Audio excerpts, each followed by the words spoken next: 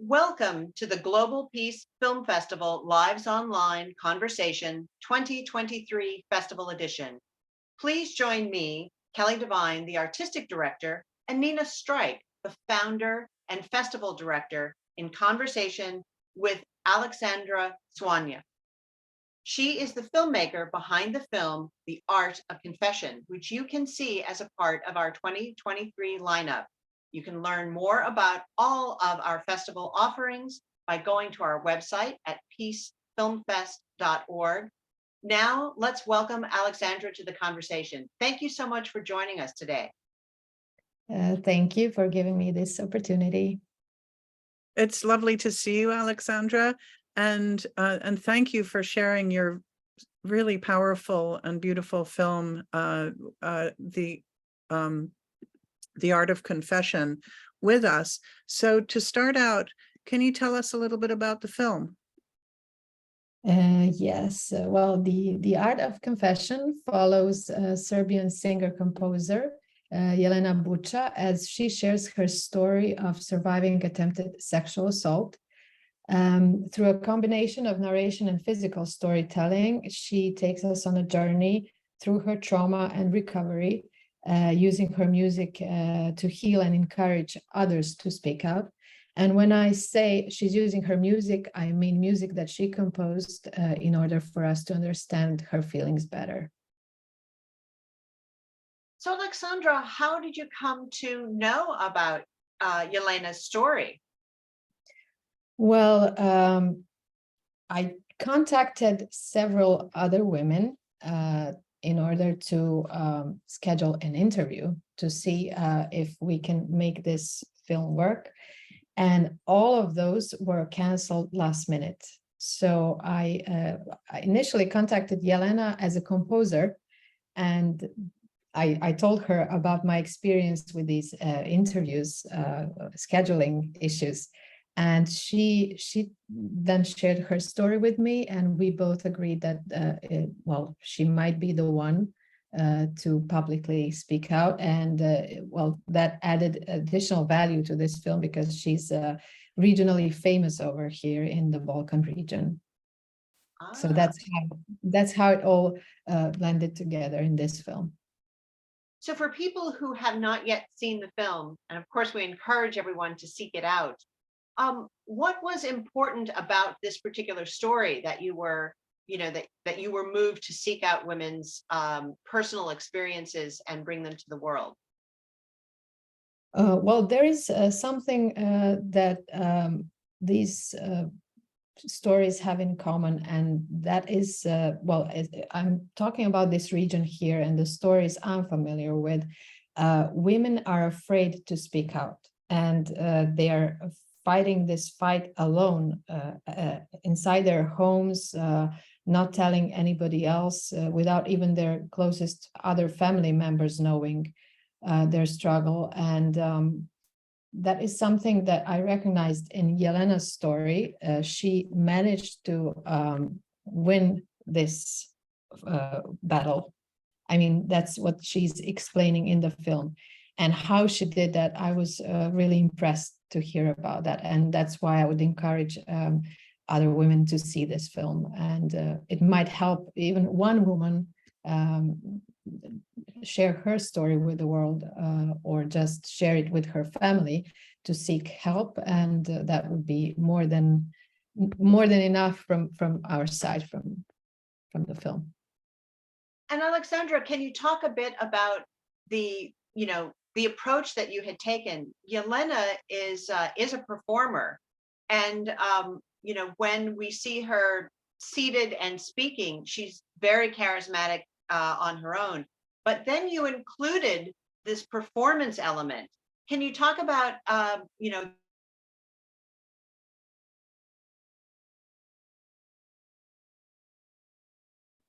Okay, and then I'll start the question again. Mm-hmm. Aleksandra, can you talk a little bit about the approach that you had taken to this film? That Jelena is a performer, and you added, as charismatic as she is when you interview her, you added some elements of performance. Those performance elements are very emotionally connective for the audience. So can you talk about the decision behind that? Well, yes, I imagined this film as the first in a series of films that would become a platform. It's a dream for me, and it still is a dream. But to create a platform for open dialogue, for to provide women with an additional outlet for self-expression through the medium of film. But here, I decided to also include other forms of art. At this point, dance was something that I found a very good match with Yelena's music. And also the choreographer and dancer is an acquaintance of Yelena. So she could really relate to this story. She hasn't heard it before, but she felt it as if it were her own. And we actually tried to see how it works. And for me personally, working on it was extremely challenging and emotionally draining.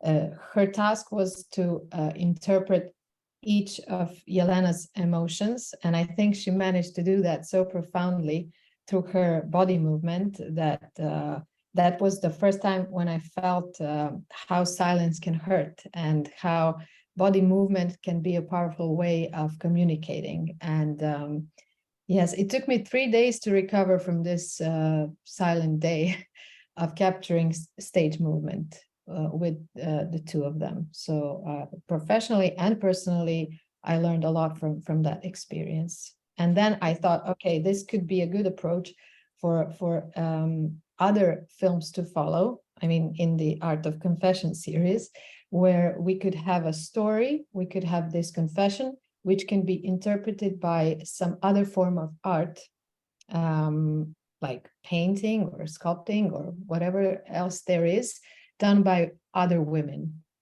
who would try to understand this story and to show how it feels on the other side, as a listener, as an audience.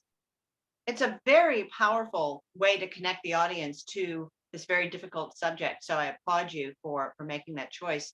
And we will definitely stay in touch with you to see what some of the other chapters in this series come up with. But I want to circle back to something you said about what was important about making the film, that if it helps one woman, you feel as though, you have, you've really fulfilled the promise of the film. That's a big part of our festival mission, to give people models, to give people frameworks to that they can take back into their own lives and into their own communities to make the world a better, more peaceful, more just place. So could you talk a little bit about what you hope people will take away from seeing the film? Well, yes, I mean, there is something else that I hope people could, I mean, I wanted to reach to people, to touch their hearts with this film. And we tried to do that with music, with storytelling, with this body movement. And that is, I want them to take this emotion with them. It doesn't have to be tragic. It doesn't have to be something they will think about for 7 days. It just needs to be something that touches them. And that's what we try to do here. And that's what I think, that regardless of where I am, in whichever country, as time flies by, people and things unfold too quickly, and we don't have time to sense, to pause and feel things around us. And that's why I thought, okay, this is a 12-minute film. It's short enough. You can follow this story, but it can still maybe touch you. And if it touches you, then you will think about things, and perhaps this could wake up feelings, and we could empathize with others in this way more and more. That's a really good thought, and it is a extremely powerful, beautiful film, using the different senses, the dance, the music, and the first person narrative of the person telling the story. How can people support this film? And let us know a little bit more about the rest of the series and other work of yours?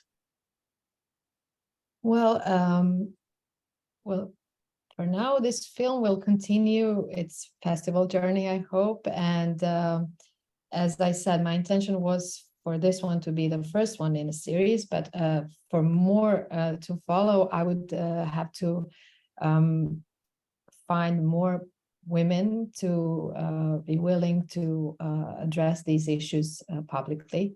And I would like to use this opportunity to invite dear women from all around the world to reach out to me if they believe we could join forces on a project like this. And of course, with the goal to not turn a blind eye or deaf ear to violence against women anywhere in the world. So. Well, that is a very powerful way to end this insightful discussion. And we really appreciate, Aleksandra, you taking your time with us today. And we thank you for sharing this important film with us and our audiences. So thank you. And thank you, guys. And I hope to see you there in Orlando. Very good, very good. And thank you to everyone who watched today's conversation with Aleksandra Svonja.